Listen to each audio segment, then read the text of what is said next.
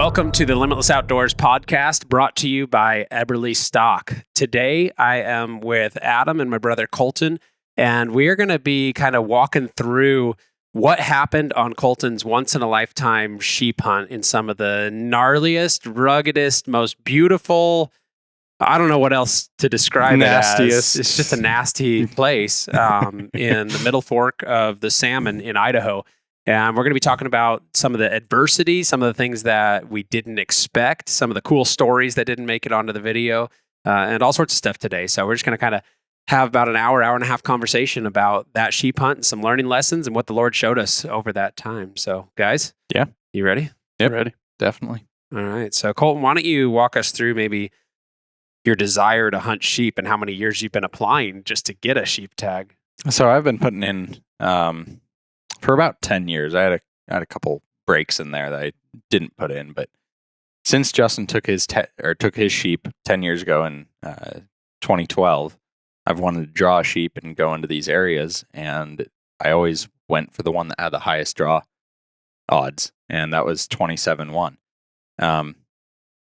Looking back at it now, I probably wouldn't have put in for the unit, would have put in for a different one and held out and just suffered through not drawing for years to get a better unit. But yeah, I was. Well, I mean, you could take a page out of Adam's book. I mean, you've been putting in for the same unit your whole life, haven't you? Yeah, I've been putting in for 13 years now. Yeah. So ever since I could hunt, been putting in for the same unit. And it's not like Idaho. I'm from Montana, so we get bonus points. And I still haven't drawn, so I just crazy. have bad luck.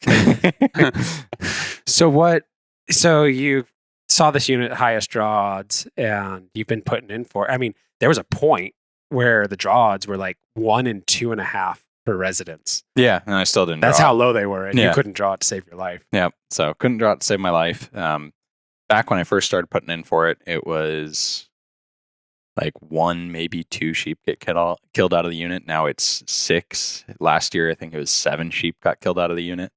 So Why do you think the higher numbers getting killed?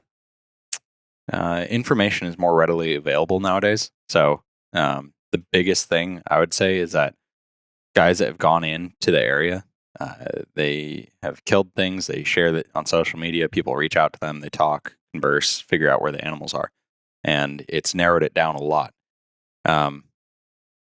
There's a whole other end to it where you can ask for data from the Fish and Game for where sheep are killed. Turns out that data is completely falsified. So That's an interesting thing, isn't it? Everybody's lying about where they're killing these which animals is to Fish and crazy Game. to me. I don't feel like that's legal, but every single person I've talked to, there's like 1 or 2 that are honest about where they kill sheep, and then everybody else is. I mean, obviously the guides aren't going to say right where they're hunting, but it's interesting. I don't know how that works out in the long run for them, but I think that currently they need to drop the tag number back down to a reasonable number. So maybe before we get to the conclusion of that, like let's kind of walk through the hunt. So you put in back in May. Yep. Or is it April? It's April. for Yep. Idaho. And then you draw the tag. Were you excited? Extremely excited. We'd just come out from bear hunting when I saw that I drew the tag, and I kind of flipped out a little bit. I was super excited as I'd been dreaming of it for 10 years. And unmet expectations. That's what you've been saying a lot this year. So had high hopes, and 19 days of hunting changes those hopes pretty quickly. Well, but if we're honest, there were some mistakes on our side that led to that. I mean, like it's definitely. real easy to look at all the negative side of it and the things that didn't happen. And like some of the things that could definitely be improved from a management standpoint. Mm-hmm. But like when I think back on it, we definitely made some big doozy mistakes. Oh yeah, we had it that in the led bag, to and where then we it ended left. up. Yeah. Yeah. So, how about we talk about that a little bit? So you're all excited about it. Then what did we do through the summer? Because I mean, when you start talking about a once in a lifetime tag, you're like, we talk about it. When you get a once in a lifetime tag, it kind of messes up our season because you're having to dedicate a ton of time to It's a it. big everything deal. to it. So like Adam, you know a lot of guys that have been successful over where you are, and I mean they give their whole season, don't they? Oh yeah, yeah. I personally know a couple of them, and last year one of my good buddies drew it, and he said I'm hunting this sheep, and I won't hunt deer or elk until I kill this sheep. Like they're on the back burner because you can shoot a deer and elk every year, but the sheep's once in a lifetime. So for me, like knowing that and seeing these guys doing it and being successful and shooting good rams, I'm like, okay, now I know what it takes. So if I ever draw it, I know kind of base knowledge of what to do and how to manage your season. So for somebody that was putting in for a once in a lifetime tag, what would be your recommendation? Because like I know a lot of times I put in for these once in a lifetime tags and I don't even have time to go hunt them. Like now looking back at Colton's experience, I'm just like, shouldn't have even been putting in. Yeah. Like you got to be able to take a couple of weeks, 3 weeks, 4 weeks, like the length of the season potentially, if you want to be successful. Like there's a difference between just going out and experiencing it and maybe being successful and then like actually being successful. Yeah. And the way I think of it, looking back, it's like, sure, we hunted 19 days, but it felt like we scouted for 18 days and then we found the rams 18 days. And and we've talked about this, you guys went to Alaska and in that time season was open, but I know you guys went down a couple times in the summer and looked around, but yeah, I don't think enough time was dedicated to actually scouting and figuring out where specifically to spend your time. So for sure. I mean, when we finally found the sheep on our scouting trip down there, like the tracks of them, we didn't even see the sheep. We just saw the tracks. We were in there for the afternoon and like it got dark on us while we were back there. Didn't get to actually spend any time glassing, pulled out, and that was it. That was our entire scouting trip. So it looked promising back there, and it turns out that's where we should have stayed. It's where all the good rams were killed. It's where all the good rams were killed. So we messed up there big time. We moved too much. I'd say that was probably the number one mistake, is that we moved way too much. We should have stuck out spots for at least a week at a time. I mean, I think the number one mistake, inarguably, was that we weren't there opening day. Oh, yeah. Yeah, for sure. After the sheep had already been bumped around and everything else. If I'm just being honest, I would say overconfidence led to some of our decision making. And then like also thinking, so overconfidence that we would for sure be able to find a good ram no matter what, because we had so much season. But then like an underappreciation for other people's tenacity to go after those once in a lifetime tags. Yep. So what happened specifically, and you can maybe elaborate a little bit more on this, but what happened specifically is we went in before season, found the sheep, and we're like, well, we'll come back after we go to Alaska because we didn't want to put the Alaska trip on the back burner. Yep. And so we're like, oh, well, we'll just come back afterwards and go in there. And in that span of time, the spot that we had found the sheep in, that we'd scouted early on, 3 good rams got pulled out of there by other guys before we even got there. Yeah. Yep. So that's an issue. Yeah, it's a major issue. It made it to where the sheep were moving. They'd moved up into spots that we weren't anticipating them to be in.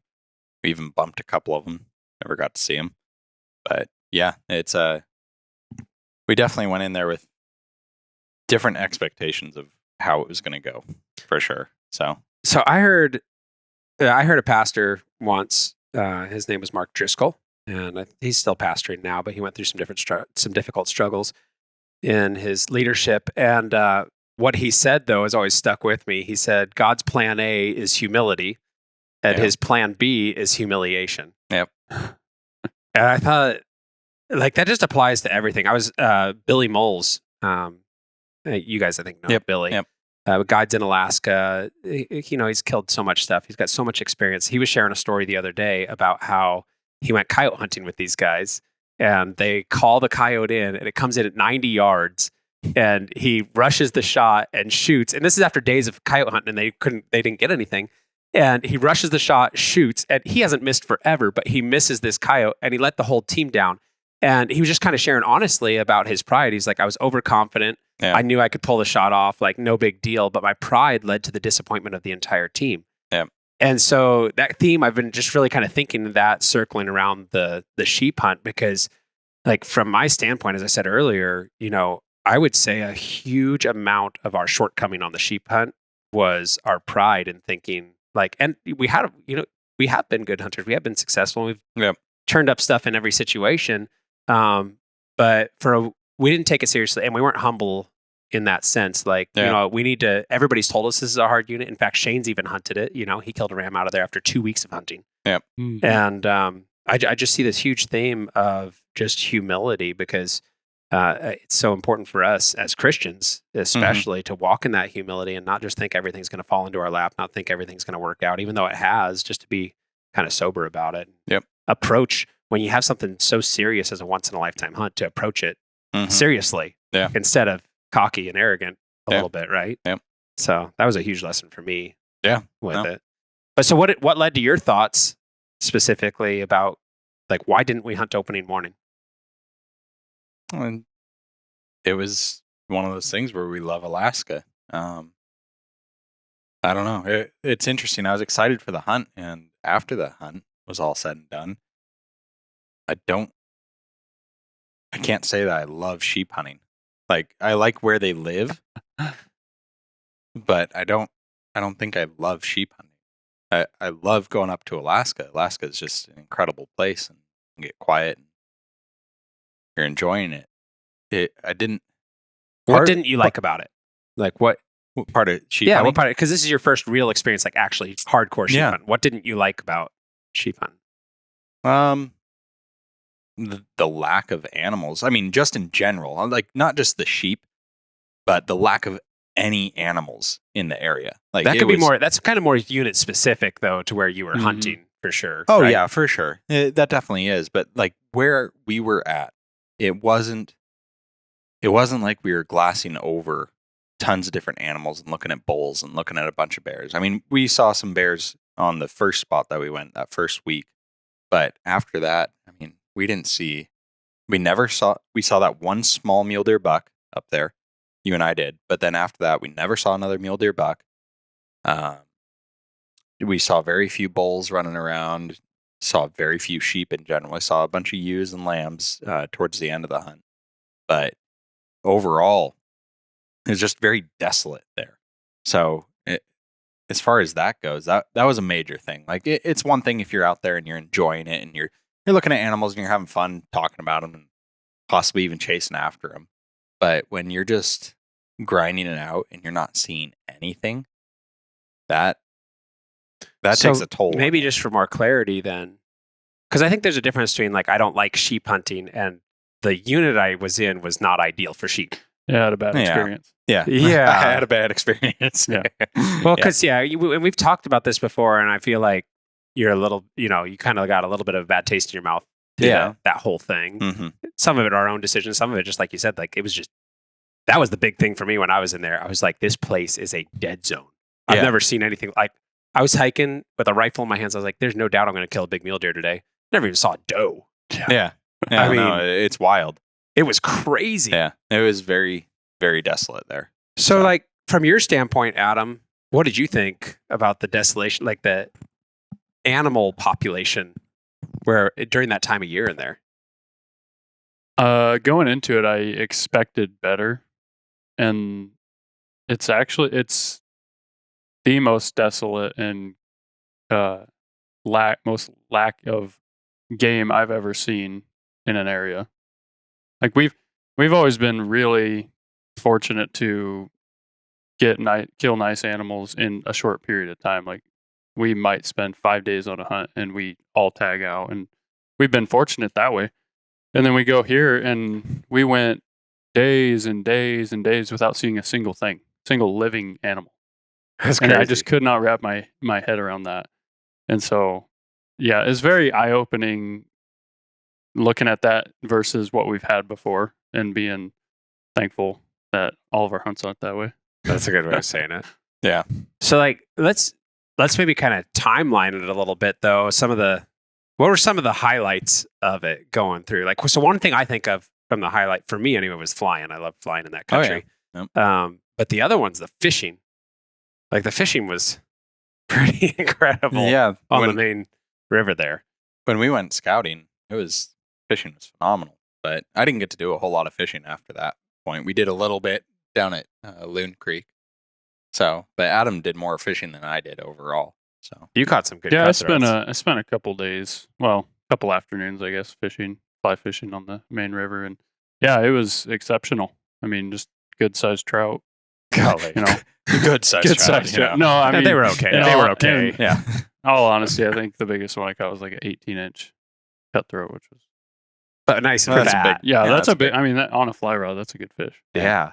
Yeah. So I mean, when you talk about sheep hunting, it's not just about killing the ram. No. Like it's the country that you're in. It's the struggle. Yeah. I mean, it's the brutal physical requirements of it. It's pretty awesome. So we end up going to Alaska, not a hunting opening morning. We get in there. When did we even get in there? I think the 17th. 17th or 18th of September. So season's Yeah. been going almost 3 weeks. Yeah. At this point. It had been 3 weeks because it opened August 30th. Yeah. Yeah. So it what are was- some, let's talk about like the awesome stuff. So we've kind of talked about some of the things that we came in with some overconfidence and Mhm. unmet expectations Yep. of it for sure. Cause you kind of hype up once in a lifetime. I've seen a lot of guys get crushed by that. They have all these ideas of what a once in a lifetime, especially like a Shiras moose, Oh, yeah. all these ideas of what a once in a lifetime Shiras moose is going to be. And they end up shooting this little thing with alien paddles Yeah. the very last day. Right. Yep. But like, there's some amazing stories that weren't told in the video. Oh, yeah. And some serious adventure stuff going on. So if I was to ask the question, like, what was the craziest thing that happened on the hunt?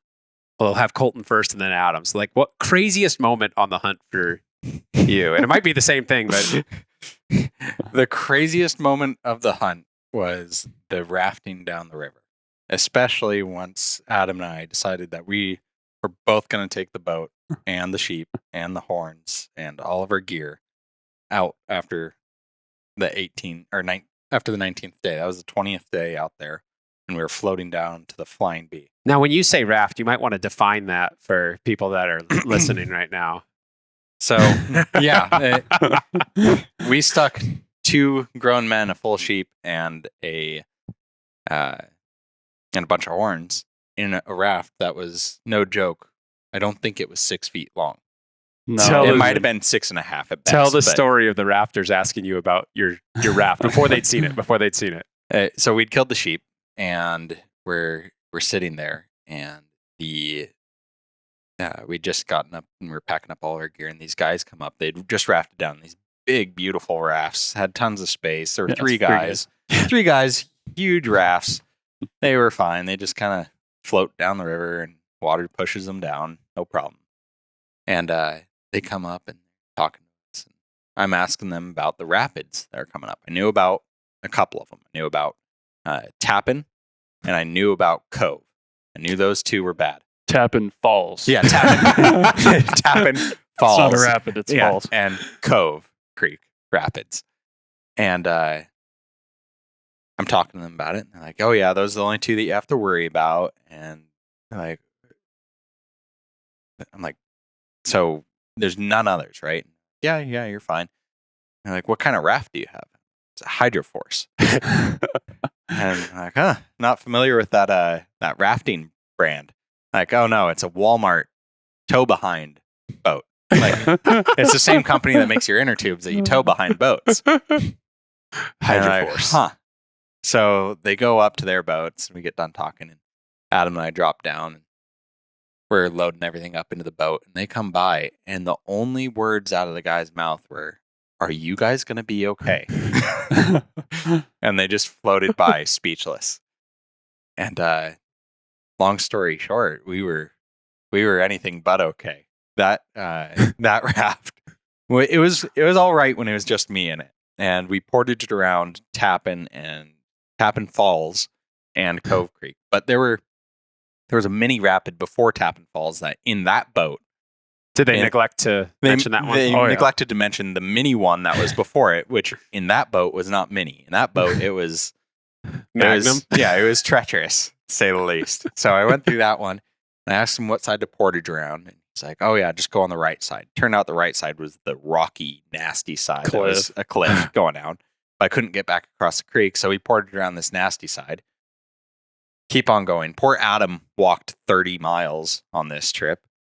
And I'd be like, okay, we're going to make it here. Okay, Yeah. I'll meet you there. And I'd just start hiking and he'd start floating. yeah. And Because many people might not know. So there's airstrips all along the Salmon River in there. Yep. So you guys got dropped off on an Mahoney. airstrip. Yeah. And then you were going to get pulled out on another one. So you're moving down through this country. Oh, looking yeah. for And shit. And it was 30 miles of river, I think, yeah. between the two. Yeah. So, but we got down through Cove Creek. And at that point, I was tired of having Adam walk. And Adam was tired of walking, I'm sure. And so we both jumped in. And once that happened, we were dumping water out every quarter mile for a very long time. So this wasn't a self-bailing. No, this raft? is not a self-bailing raft. Who got you guys this raft? Some guy, a guy. I still we feel know. bad about giving you guys Yeah, that. I raft. wasn't very happy with you. Yeah, no. When we blew it up, and I was like, In the video, he restrained himself a bit. He was like, what were they thinking? because I knew what I was going to have to do. Yeah. I was going to have to walk all the way. I mean, in our first go with it, we tried getting both of us in our gear, Yeah, we and it made was it just like- a complete mess. I mean, we got flooded over instantly. All of our stuff got wet. Yeah. It was rough. His poor boots were soaked through, and then he had to walk. So this is the most memorable thing probably for you on the trip, or one of them. Yeah. So what happens now? So you get into the mini Magnum Rapid. Yep, with both of us, the sheep and the horns, and we are bailing. We're literally stopping, pulling out, and dumping the water out. unloading everything. Yeah, unloading everything. Dump the Where is it Camas Creek that you killed your sheep on, right? Oh yeah, it was one of those. Yep, Camas. Yeah. So where Camas Creek came in, it's called the Camas Creek Riffles. Yeah. Riffles was It's very gentle. Yeah. name. Riffles is code. Riffles is code for a mile and a half of nothing but whitewater rapids. So it was a mess going through that. But after that, we kept on hitting rapids. We dumped the boat out. We kind of figured it out, and we were so tired of This just jumping sounds out. surprising. With a name like Hydroforce, you're thinking this thing's just yeah. going to go through anything. No, this had a transom on the front. Insert picture here. Yeah, insert picture. Yeah. So we, at this point, our phones are dead, so we can't video any of this. GoPro's dead, can't video any of it. Camera, we don't want to get it soaked, so none of this part of the hunt is on video. We come up to a section of Well, it was gentle. a corner. It was a corner of Yeah, gentle, blind corner. gentle white water, And, and we're like, looking- it's not that bad. We've been through all this, right? Yeah, and up until that point, if you look at the map, anytime there was a series of corners, you knew it was going to start kind of getting faster, and there's going to be some kind of rapid. But we were getting through them, Yeah. and then we come up on this one and going into it, where I'm like, oh, I think we want to be on the right side, and oh no, that looks pretty rough. Oh, this isn't as bad as the one back there, so we'll get through it. Let's just stay in the middle. Yeah. So we're in the middle of this thing. Hold on. Did the other rafters tell you about? No. Okay. They Absolutely mentioned not. two. They mentioned two. And this was number Tappan? 22. Tappan Yeah. and Cove. This one, this was a long ways into the trip. And as we're getting closer, we're in the middle, like Adam said. As we're getting closer, you're watching the water, and suddenly it starts getting steeper and steeper and steeper. Then you can't see And past then you it. can't see past it. And we're going into this thing, hitting huge waves, huge rollers with everything on the boat. And we borrowed a rifle from a guy that we met that tagged out. And Why was that? Why'd you have to borrow a rifle? because my scope got water in it and got How could it destroyed. have gotten water in? Who knows? Yeah, Who knows how it exactly. could have gotten water in it? But we borrow this rifle and we're going through the rapids, and it's in between us. And Adam's up front. I'm in the back. I'm kind of straddling Adam. I'm sitting crisscross in Adam's the sitting front. crisscross. I'm straddling Adam. on top of everything. We're Yeah. not like down in the raft. We're literally we're on top of the raft, and we're Not already stable at all. we're already full of water, Yeah. and we haven't even hit the worst part of the rapid yet. We get into this thing and we smoke this rock, and we get Big boulder. sideways, huge boulder, and we're sideways. And Adam starts screaming, "It's a waterfall!" What? 2 or 3 times he screams, "It's a waterfall," and then he screams, "Lean!" And he kicks off the rock barely. He barely gets his foot out, kicks off the rock, gets us from going. We were going up like we were up like that, going over the waterfall. He kicks us off the rock, and somehow we both managed to lean back and correct it. But the boat goes completely under the water. We went submarine style. We went completely under the water. And by God's grace, we popped out of that rapid in this big pool. And we didn't got a borrowed expensive rifle. Yeah, at least a $5,000 rifle. And we didn't lose that. We didn't lose an antler. We didn't lose a scrap of sheep, not the horns, nothing. But all of our gear was completely soaked. Completely. Everything that Adam had was soaked completely through at that point. And at this point in the hunt, I think I had 2 or 3 dry bags. All of them had holes in them. And so we completely submerged everything, sleeping bag, all my extra clothes. I mean, at this point, we're in our rain gear. Yeah, we were wearing our Eberlestock rain gear. That's it. Rafting. So all my clothes are in a bag. So everything is completely drenched at this point. And it's becoming evening at this time. Yeah, it was already evening. Because it was like an 11-mile float that day. We were trying to get knocked out to get to the airstrip. And we were like 9 miles in when we hit that. Yeah. So what do they call that one? Arapaho. Yeah. Aparejo. That's what it is. But what is it called when you go through that specific spot that you guys were? Oh, that's called getting May tagged. Yeah. Yeah. So we got May tagged thoroughly. Yes, so would that be like the one that you would tell down the road, the story that sticks out to you? Oh yeah. That was the culmination of, that was the 20th day out there. And that was the culmination of the entire experience. That's a great way to lay out how everything ended. Yeah, I tell that story and a number of others before I even say anything about shooting the sheep. Yeah. That was such a small part of the whole hunt. Yeah, and for me, not the most exciting part, but everything else in between is just. I mean, we've talked about it. You could write a book about that experience. So for you, what was aside from that one? What was like one of the big experiences that was memorable? Mountain lions. Well, that is memorable, but for me, that trip, we met so many people, and that for our whole hunting season, I've said this before, it was crazy. Almost everybody we ran into knew who we were, and we connected with them, and everybody we met was just the nicest people you could ever meet, and you just sit down and have awesome conversations. We stayed the night with a number of guys out there throughout the hunt, and that really stuck out to me probably the most. If I got anything from that hunt, it was to connect with these people who knew who we were, and to be able to see how they've been affected by what we're doing.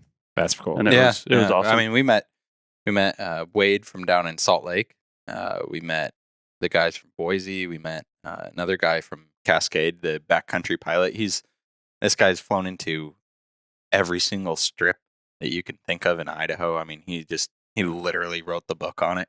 That's cool. But no, that was an awesome guy. That was definitely a big part of it. We met the rafters. That guy, the rafting guys, one of them, he'd been bitten by a rattlesnake when he was out there when he was 16, 14, somewhere in there. And he got bit by a rattlesnake, and they were way up the river still. And they ended up floating all the way out to the main salmon, which is really? They went another 65, 70 miles. Crazy. How long did it take him to do that? A couple days. With that big boat, all that water's moving. You're running. That was during the summer, so they were running with higher water at that point. So they were cruising out, and he almost lost his leg. It was black and blue and all sorts. It was wild. That guy, his father, they were doing a rafting trip with his father, who started taking them back in the 80s, right? Yeah, something like that. Yeah, he started taking them back in the 80s, and they wanted to do one last rafting trip with their 80-year-old father. I mean, he was easily 80 years old. He was talking about how he sheep hunted it back in the day. Crazy. It was just cool meeting all the people down there. I don't have a single bad experience with any of those guys down there. So speaking of rattlesnakes, though, did you guys deal with any rattlesnakes on the trip? I know Adam Yeah. had some kind of situation. I actually don't know if I've ever really heard the story. I know Okay. that you about got bit or something. Yeah. It's shortly after we tried our first. Yeah. Run. So you dropped us off and we hunted for, I think, 2 or 3 days. Yep. From the strip. And then we ended up coming back and our plan was to grab the raft and start heading down. And we're like, oh, we have 10 days. We'll go like 4 miles and then hunt a day or 2 and then go 4 or 5 more miles and hunt. So we hunted 2 or 3 days. We come back down. We hike the raft down to the river, blow it up, realize it's ultra tiny. But at that point, we didn't have much. We just had our gear. We hadn't accumulated a pile of sheds or a sheep at that point. So we both get in and decide. I think the place we wanted to go was like 4 miles. Yeah, it was about 4 miles. We went. We were trying to get 3 miles down to our 2 miles down to our gear. 2 miles. Oh yeah, we had We'd come left our down, dropped some backpacks. gear off. So we were like, okay, if we can get to there, and then a little bit farther, we'll camp out. So, and it's almost evening. I think we were 2 hours before dark. We got in, and you don't Yeah. want to raft in the dark. Yeah. So we both get in, and it's all fun, and woohoo, this can be sweet. And we start floating, and we get to just this small rapid. I mean, it wasn't looking at all the other ones we went through. That one was tiny. It was nothing. But we go through it and just take on a crazy amount of water and just completely soak ourselves right off the bat. So we pull over and we're sitting there, dumping the boat out, dumping our boots out. And we're like, jeez. what are we going to do? And We're we're 30 sitting- miles away from the strip we're trying to go to. Yeah, and I'm thinking there's no way we're going to make it all the way Yeah. like this. And so we sit there for a while and we come up with the plan that Colton is going to hop in the raft and go down and I'll hike. I think I had like 40 pounds of gear and I'll meet him at our gear and then keep on hiking and we'll try to make it to the spot we're going to camp. So we get back across, send him on his merry way, and I'm in my tennis shoes at this point. I think, I was you wearing were my in your tennis shoes. Tennis shoes. Yep. And it's a rocky trail, just up in the rocks, in the cliffs. And I'm above the river, and I'm sitting there, I'm videoing Colton coming down and get a couple cool shots. And I turn around, and I had 2 miles to get to our gear where I wanted to meet him. And so I just started jogging. I was like, well, I'm wearing my tennis shoes. I got my 40-pound pack on, but I was like, I could start jogging. I was like, I'm going to try to beat him. Yeah. It's kind of a challenge. Yeah. So I start jogging. I went, after I got a video of him, I turned around, started jogging, went like, I don't know, 100 yards, just going, kind of have my head down, and there's a rock about this big in the trail, and I just kind of leap over it.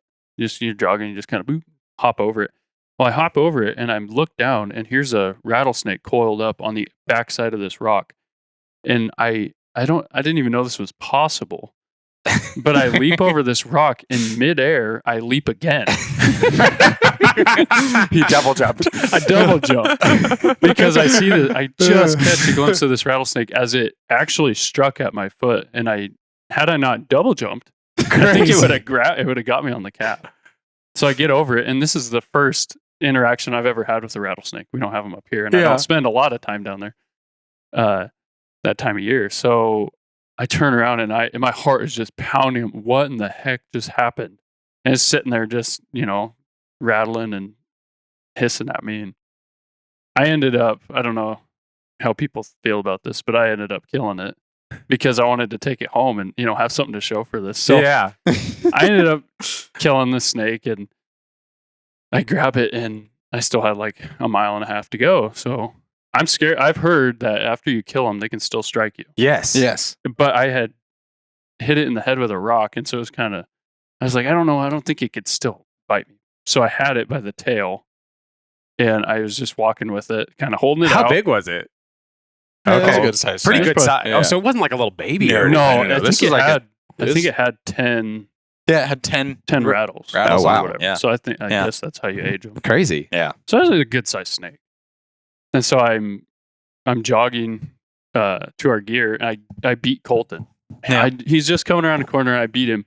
And I get there and his rifle's sitting there and our packs or some gear sitting there and I coiled it up right by his rifle.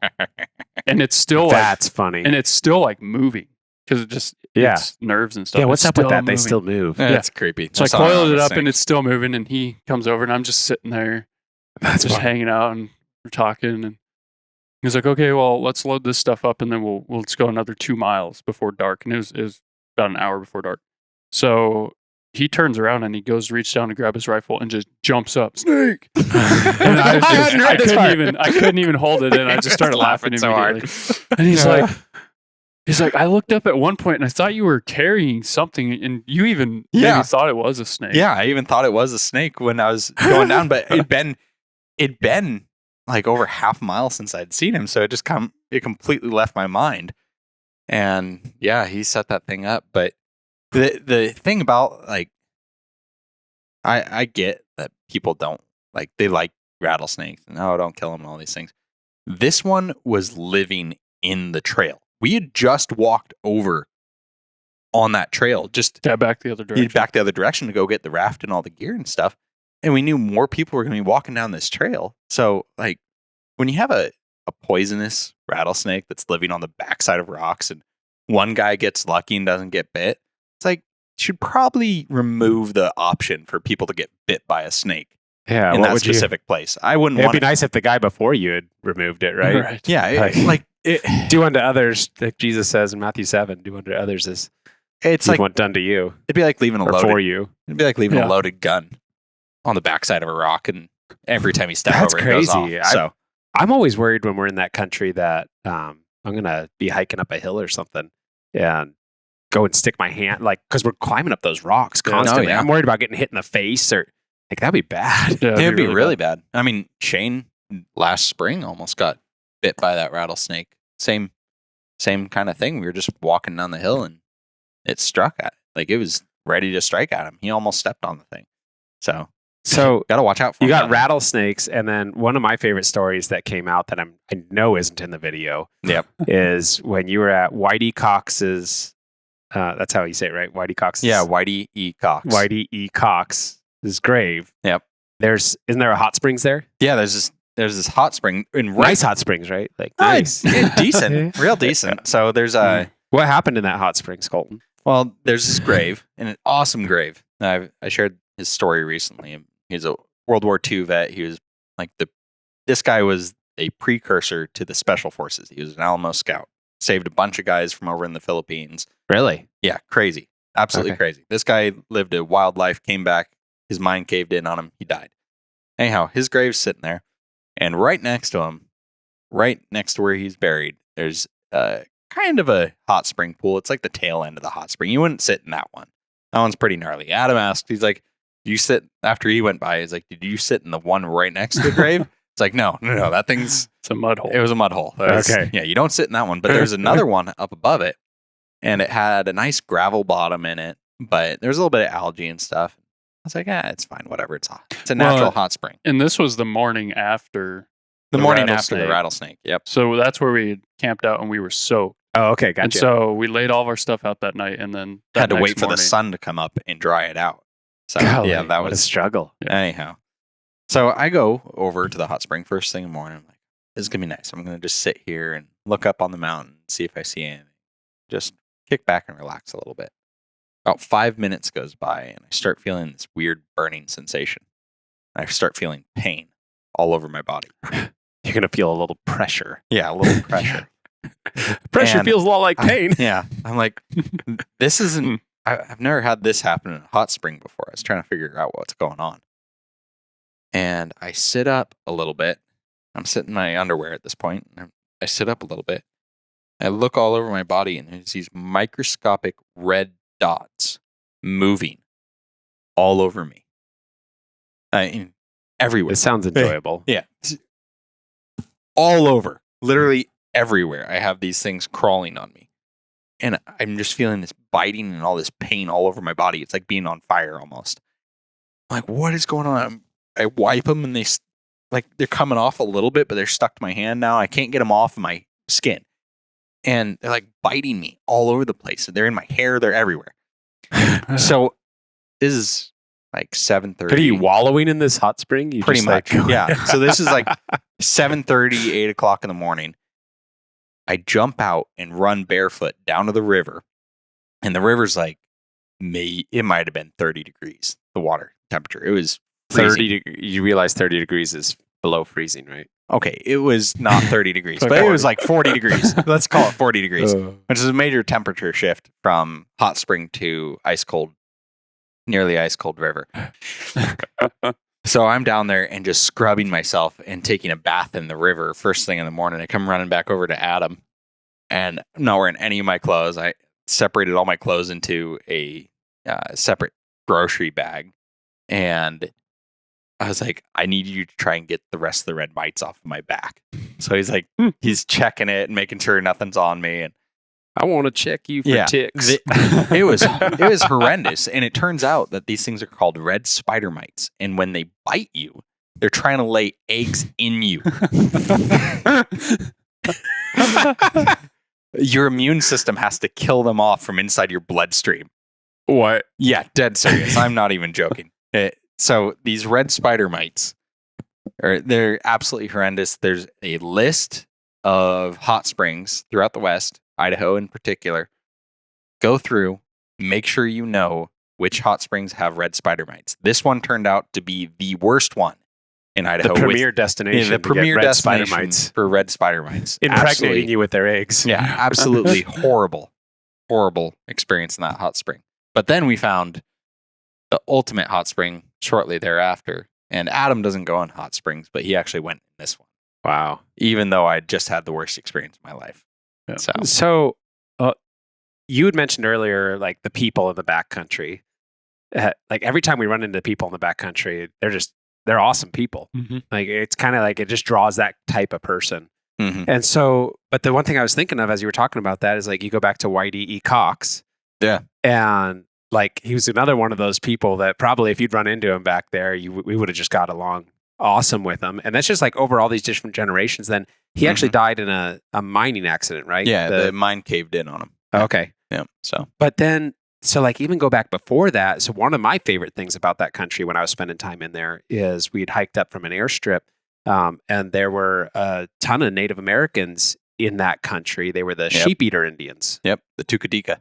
Is that how you say it? Yep. And so, but they had lived in that country forever, right? And so in these different little caves and stuff, you have the cave paintings and like there's all this awesome history in that country. But the cool thing to me is like you just look, it's always been kind of a type of person that is in there. And that country is just absolutely incredible. And so like these Indians and Whitey Cox, like all the settlers, all these guys were just tough and tenacious, and you have to be in that country. Yeah. And like you think about it, those stories that you're telling, like those guys were living the same thing 100 years ago, 200 years ago, 300 years ago, in there, just surviving in those conditions. But there's also like there's the danger side of it, but then just the insane beauty. So like, what were the most beautiful moments on the trip?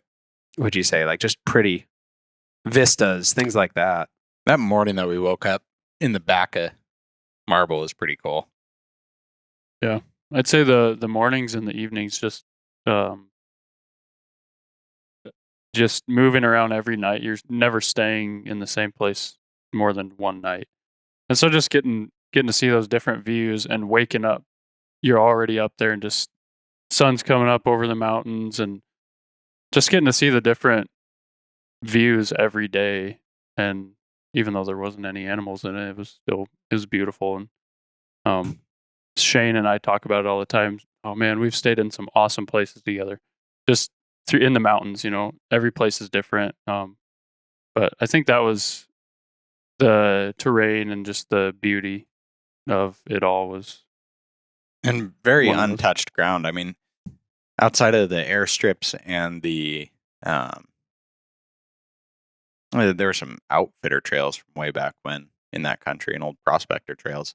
But besides that, I mean, very, very untouched and natural beauty in there for sure. That's cool. Didn't have a lot of animals, but it was just like when you were in these places, especially once you got off the river and you're hiking around, you knew that not a whole lot of people have been in this spot.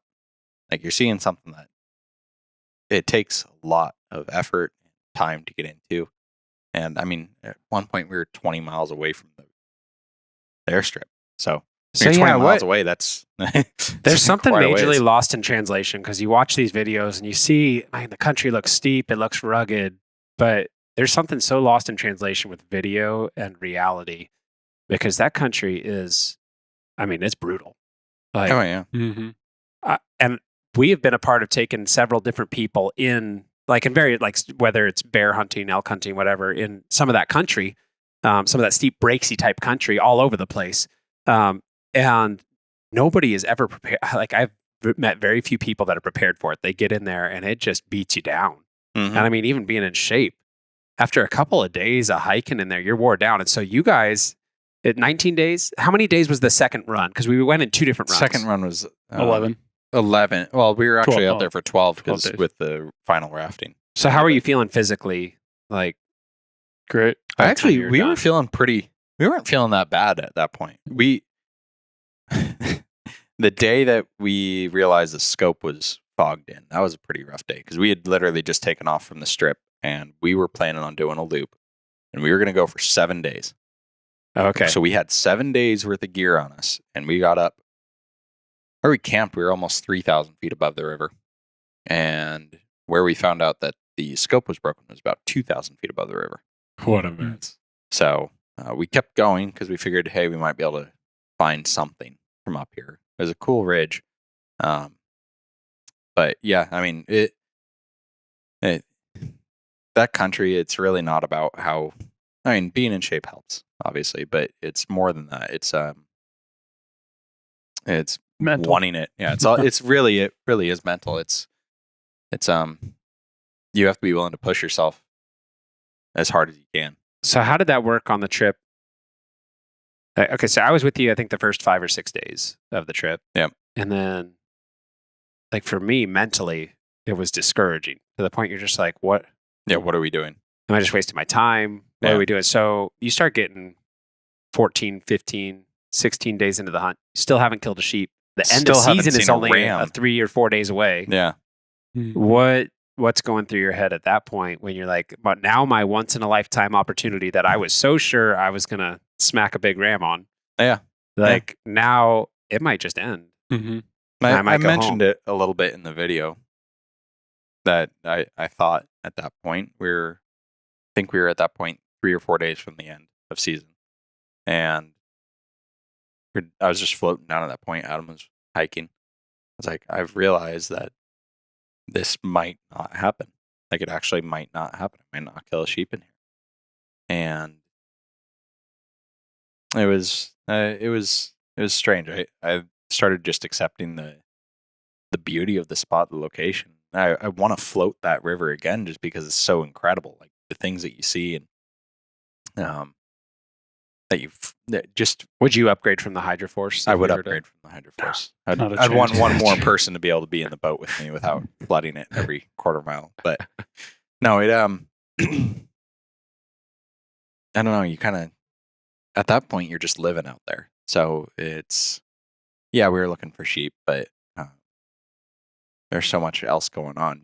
Just literally just the scenery was worth the entire trip. It was gorgeous. It was phenomenal. Seeing where people had lived and suffered through, even like, and not just suffered, like they made a life out there. There were countless people that made lives out there. That's in what I that think is spot, cool. which is crazy. Like you think about nowadays, we idolize. They have the show Alone nowadays, where people go out and like they make it 75 days. We're talking about generations of people, not just surviving, but thriving out in this rugged place. Where we ended up killing the sheep from by Tappan Gulch, there's a cabin right there. I forget her name right now, her and her husband, but they had this awesome little homestead right there. And they lived there for years. And then one day the government took away their cattle lease. So they had to leave and go back into town. But awesome little cabin. They used to ride in from forever away with all the stuff that they needed, like extra supplies and things like that. But for the most part, they stayed there. And she had a garden. She had fruit trees. She had cattle, chickens, everything. Does it make you feel a little wimpy when you're wanting to tap out and leave and you kind of think about the Yeah. people that Yeah, I think about this woman that's literally just living an incredible life back here. She ended up dying at like 90 or something like that in That's crazy. Chalice. So, yeah, just So it's wild to think that like how tough people were. You see people that are like, oh, including myself, like, oh, this terrain's hard to hike around in and live in, and these people just thrived. yeah, I mean, in fairness, they probably weren't hiking up those mountains No, every day not hard every for day. 2 weeks straight, right? No, Like when you cultivate a life in there, you're actually living. But Yeah. I get what you're saying for sure.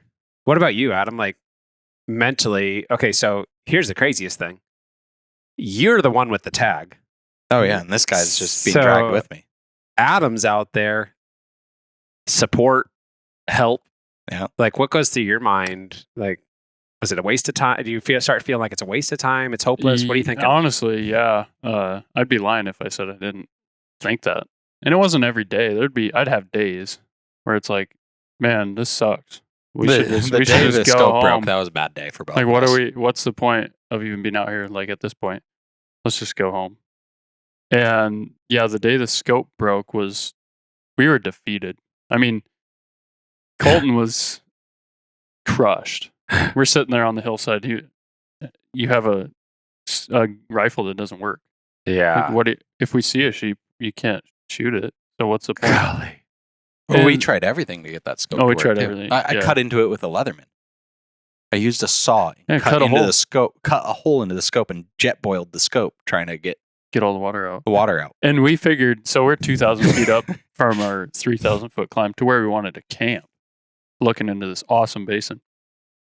And we figured, okay, if we can get up there and we'll camp out tonight, we'll glass all evening, all morning, and then wait the next day and in the hot sun, maybe try to dry the scope out, which actually made it worse. The heat made it just fog up inside. But we get up there and we camp out. Yep. And this is one of the This is the hardest day of the. This is the hardest day. I don't even know what day it was. It was probably 15 or 15, day 15 or Oh, something. I don't even know at this point. It might have been day 14. But I think that was the most beat down I was. Because, I mean, Yeah, we had these super heavy packs. We just hiked Yeah. way up this hill for what felt like no reason. yeah, we were going to do this huge loop, 7-day loop. We were going to hike over the mountains to the airstrip instead of taking the river. And we were going to leave our boat and tent and stuff I remember that. and get Yeah. picked up Yep. later. Yep. Just at any. So that was our goal because we were going to look at all these different basins. And because when you're floating, you're wasting days, I guess. Yeah. Yeah, Floating. Yeah, you are. If you You're want just to move traveling. it, you're wasting a day. And so we're getting down to the last 4 days, 4 or Yep. 5 days of the season. And we're like, okay, we can't be floating the river. We got it. Because then, I mean, you're floating the river and then you're having to hike all the way back up there. But if we got up there, we could just stay on top of the ridges and hunt all this. Well, then the scope breaks. And now we're like, now what? So I think that was the moment that changed the entire hunt, honestly. Oh, it definitely took a turn. it could that have. point. We would have done something completely different. Yeah.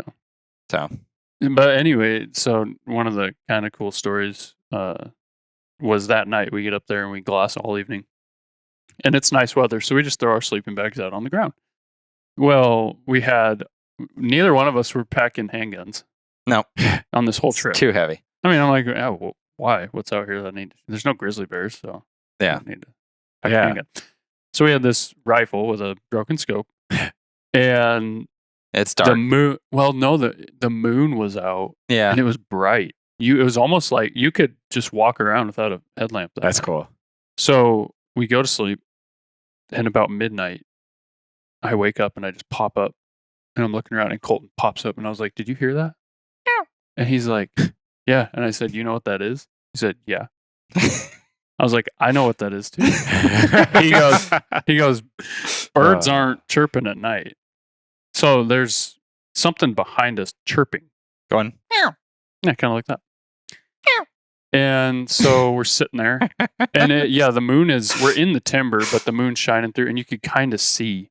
So we're looking around. All of a sudden, right over the hill to my right, one starts chirping, and then one over here to the left starts chirping. So there's 3 surrounding us, chirping. And what it is it's mountain lions.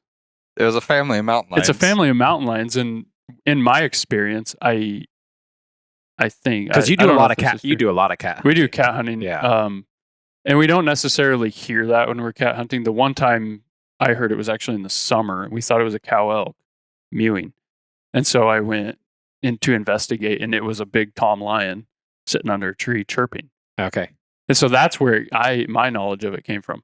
So at this point, I'm like, okay, we're like, there's 3 mountain lions chirping all around us. And I told Colton, I said, you know why they do it?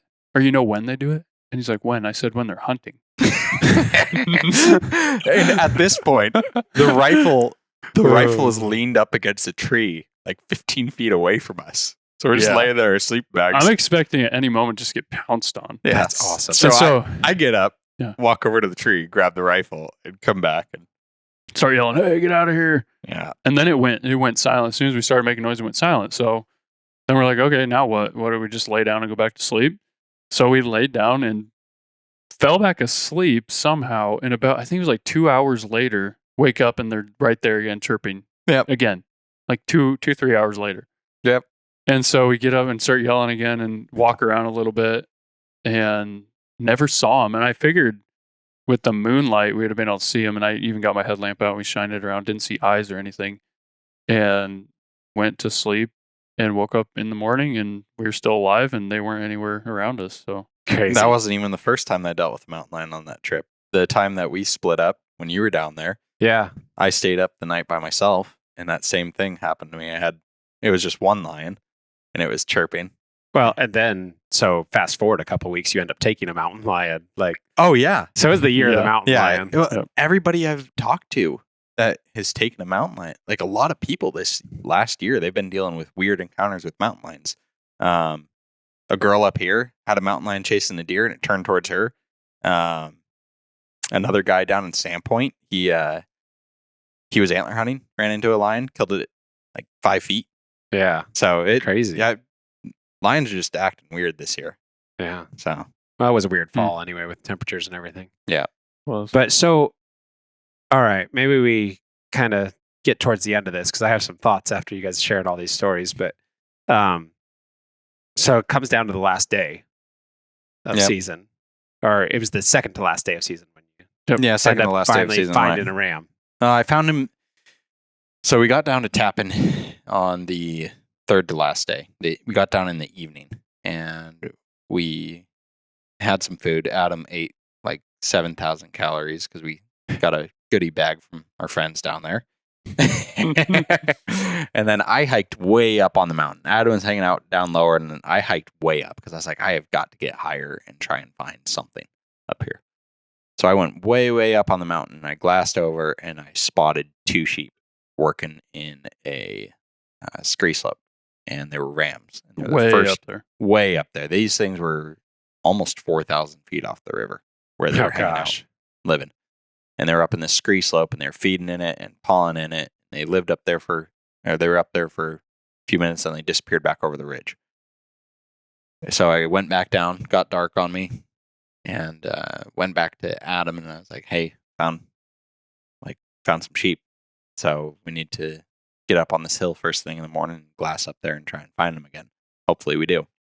We hiked up about 1,000 feet or 1,500 feet off the river on that side the next morning, and we start glassing, and suddenly I just catch a glimpse of one up in the timber. And Well, and they were lower. no, not at that point. They were higher. They were higher at that point. They were above that little scree slope. And then They were come up on down, that ridge. yeah, So you're right. we were watching them, and I'm just seeing multiple sheep at this point. First, I see the one sheep. I'm looking. I have the spotter out. I'm just picking it all apart. Then another sheep. Then another sheep. Then another sheep. And every single one just keeps on dropping like flies. None of them are rams. It's like, you've got to be kidding me. There's 9 sheep sitting up here, and I can't find a ram out of any of them. None of them are like a big ram. Nothing. And they start working down through the timber. They drop off. It's cool watching them, but I'm just like desperately trying to find actual sheep that I want to shoot. And kind of distraught at this point. So we go hiking back down. We lose sight of them. Don't know exactly where they're at this point. We hike back down to the camp, and we're talking, thinking about what we're going to do. We don't know if we're going to go up there and try and find a sheep mixed in with them or what we're going to do. And Adam looks up and From he's the like, river. From the river. And he's like, well, there they are. And Just with the naked eye. Yeah, just with the naked eye. And they were literally running down the hill. Yeah, they were running down the mountain. They came down 2,000 feet. So they were just 2,000 feet above the river. And 2,000 feet above the river, I will, like down there, even with none of our gear on when we went across after those things and started hiking up, it was so hot out and so steep, and it was shale, loose ground. It was everything that you don't want to hike up. And there was points where I had to put the gun on my pack at one point and climb up freehand. And Adam looked at it. And he's like, no, I'm not doing it. He went around it, which was probably smart. Because I legitimately, if I had fallen, it would have messed me up pretty good. But we picked our way up there and got in on him. And then we're sitting there and have this ram, the ram that ended up taking, he's bedded up underneath a tree with all these other sheep around him and a couple sheep blocking the shot on him. It's just too close. It's 470 yard shot. The scope that we borrowed had was it 30 or 35 power? It was ridiculous. It was a loophole. I think it was 30. Just to be, I'm pretty sure it's 30. Anyhow, 30 power loophole scope, awesome scope. It's a 28 nozzler, and I'm sitting there rock solid, ready for this thing to just stand up. That's all I'm wanting to do. All the other sheep stand up. We sit there for over an hour waiting for these sheep to stand up. All the other sheep stand up and they're moving around, feeding. Like they just move out into the nice open scree slope and they're feeding and pawing. And this sheep, instead of standing up and walking out there and stopping, doing whatever other sheep did, he stands up and does not stop walking all the way across the scree slope right into the timber. So then we packed everything back up. We thought we were going to have this nice setup with multiple camera angles and all this stuff. And awesome shot. And instead, we go scrambling up the mountain. At this point, we think they're probably gone. Something got spooked somehow. That's funny. And they walked into the timber, and we figured they'd probably went up and over, and we're going to try and catch them. We go up there and find the sheep and shoot it, and the rest is history. And those things just kind of stood around and watched us. That's awesome. But yeah. So what did you think when you walked up to your sheep? I knew it was small, but that's... As far as that goes, it wasn't like, so the question, wow, I just killed a giant. I think the question that some of the guys would ask is, why did you shoot it? Because you could have put in maybe for it again in a couple of years, hunted. So yeah, for like, sure. What were the contributing factors that led to you deciding, like, this has been a good hunt, I'm going to end it this way? It was just that. It had been a really good hunt. And honestly, I'd realized it wasn't, I've said this a lot, but it wasn't the size of the sheep. It was the size of the experience on the hunt. So we just spent all this time out there and all this energy, and we had lived out there. And it wasn't like, in my mind at that point, it did not matter if it was a large sheep or a small sheep. It could have been a giant sheep. It wouldn't have changed. Like, it wouldn't have changed how the actual hunt went for me. So the experience of the hunt was what mattered, and those horns of that sheep are just going to be the memory of that time out there. Yeah, so that's something that I don't think we've ever like talked about necessarily. But for me, and I know it's the same for you, when I look, because people are like, oh, what do the antlers matter? Or what do the horns on a sheep matter? Like, why didn't you go after a big one? But for me, when I look at that animal, like I'm sitting here looking at my first nice bull that I killed that you called in for me now. And like every time I glance at that thing, even like my mind automatically just goes back to all the memories of that 5 days of us being in the backcountry hunting that thing. Yep. And it wouldn't, and likewise, I have small animals too. And every time I see them, I remember everything. So it's not the size of the animal. Like for me, it memorializes kind of throughout the Bible. Like Joshua was told to stack these stones of remembrance. That way, whenever anybody saw these stones of remembrance, they go, oh yeah, this is what happened then. And so there's these things, and it's so true for anything, whether it's antlers or stones or, a picture.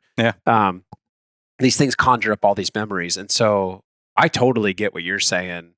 Because I know you've gotten a little bit of like, I get a little bit of backlash for it, and I understand it. I do. I do understand that there's the conservation end of it, and let the younger ones live so they can breed and move on. I do get that, but at that point, it was the decision I made, first of all.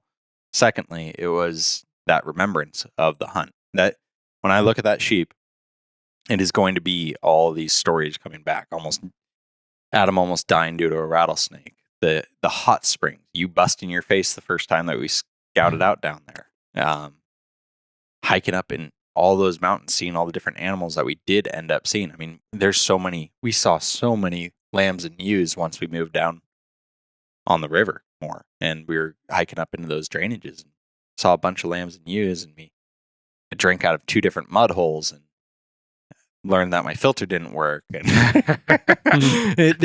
there's so much that happened over the course of that, and it's true that sheep, even though it's not a giant sheep, I will always remember it. I went about it the right way. I hunted hard. We hunted hard. All of us hunted hard. We all put time and effort into it. You flew us in a bunch of times. It was our first fly-in hunt that you dragged us in there and dropped us off and gave us a tiny boat. There's so much that went into it. Adam finally, I convinced Adam to finally get in a hot spring. Like there's all these things. Nights in the Blue Lagoon.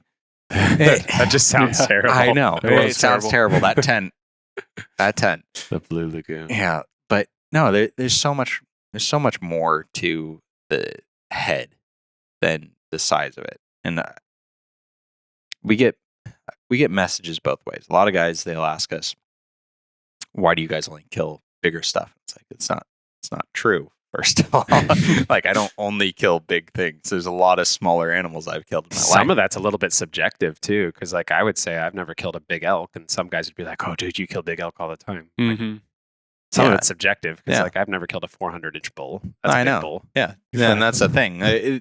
Some people are like, "Oh, why would you even shoot that thing?" And other people are like, "Oh my gosh, you only kill big stuff." And yeah, it's the reality is that we hunt and we come off with the memories that we come off with, like one way or another, and those are my memories from the hunt. Just that's a good way. Times. Like I know for me, deep down, like I don't hunt for anybody else. I'm not hunting so that people are going to like my pictures or no. Like I'm out there for the love of the game.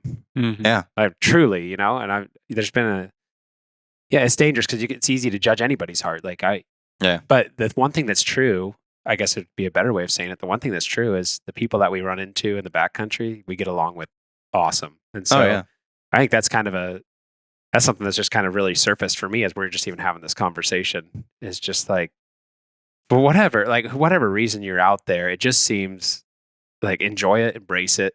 Yeah. And like the fact that we are so blessed and privileged to even go on a hunt, like you're talking about, like how many people in the world have actually been able to go and get flown into the middle of nowhere and hunt for 20 days. Not many. That experience is one that'll stay with me forever. So here's something that I wanted to say, and I've just been listening to your guys' stories and kind of started off talking about how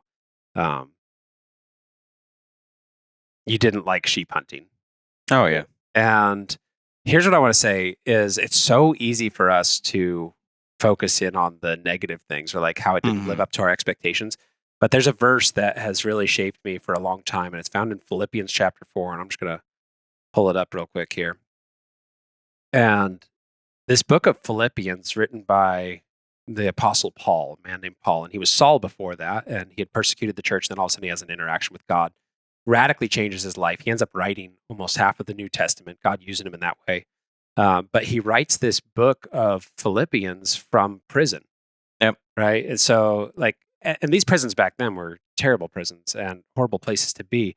But the whole book is written with joy. And in Philippians 4, he talks really a lot about this mental game that, and I don't know if game's the right word, but so much, we're to take all of our thoughts captive and bring them into obedience to Christ.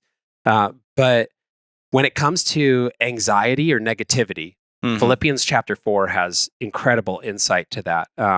In verse 4 of chapter 4, it says, "Rejoice in the Lord always. Again, I will say rejoice. Let your gentleness be known to all men. The Lord is at hand. Be anxious for nothing, but in everything by prayer and supplication with thanksgiving, let your requests be made known to God. and the peace of God, which surpasses all understanding, will guard your hearts and minds through Christ Jesus. And so when we talk about anxiety, like what are we fixing our mind on? Where instead of thinking about our problem, our situation, or how things are going sideways or aren't going to work out for us, those moments of despair, instead we're praying and we're talking to God and we're being thankful for everything that we have. So like in the situation with the scope, you're like, man, this just totally derailed everything. You're looking at everything that you might not have versus your health, the fact that you're up in the middle of nowhere when everybody else is sitting in their cubicles, right? Like, so you're thankful for those things. You're talking to the Lord and his peace guards your mind.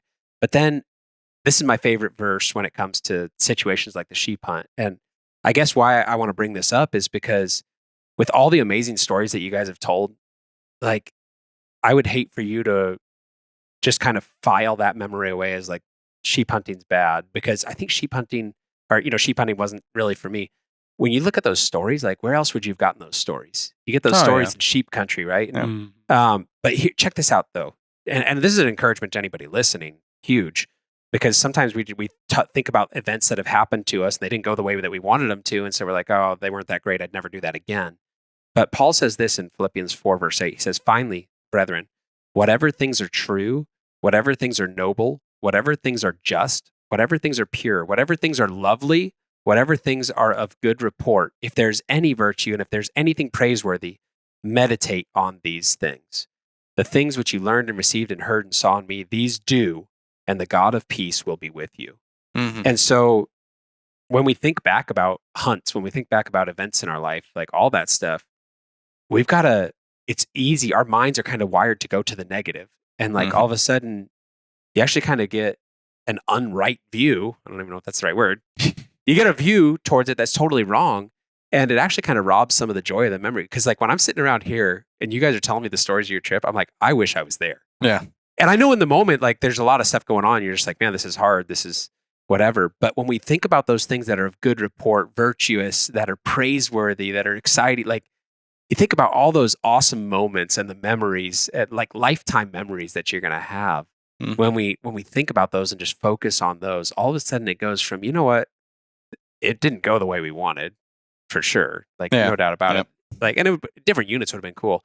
But overall, like I think that's when guys talk about like, I'm a sheep hunter. And obviously there's some guys that are just in it for the horns. But when people talk about the love of sheep hunting, what I think they're talking about is the love of that whole experience, the struggle. I talk to guys that have gone 2, 3, 4 trips without killing a sheep yet. Yeah. But they're riding horses. They're up in the backcountry. They're going through the process. And so, I think that, I don't know what everybody's facing in life or how they remember different things, but it's interesting, there's always so much good stuff. And just to remember and be thankful for the fact that we're even out there should totally shape this. And he says that if we do this, the God of peace will be with us. And I don't know, that's just for me, as you guys were talking, I just feel like this is it truly lived up to the hype of being a once in a lifetime hunt. Oh yeah, for sure. Yeah. I mean, on that end, probably would have done some things different, but man, like that's some awesome stories. Yeah. No. And the thing that I'll say is that it's not the sheep that I loved hunting. I loved hunting in that. Like I loved the adventure of the hunt.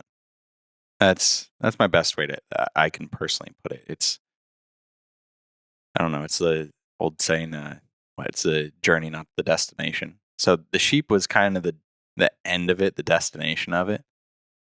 But like the sheep or elk or deer or whatever, like it could have been any of those animals in that same spot.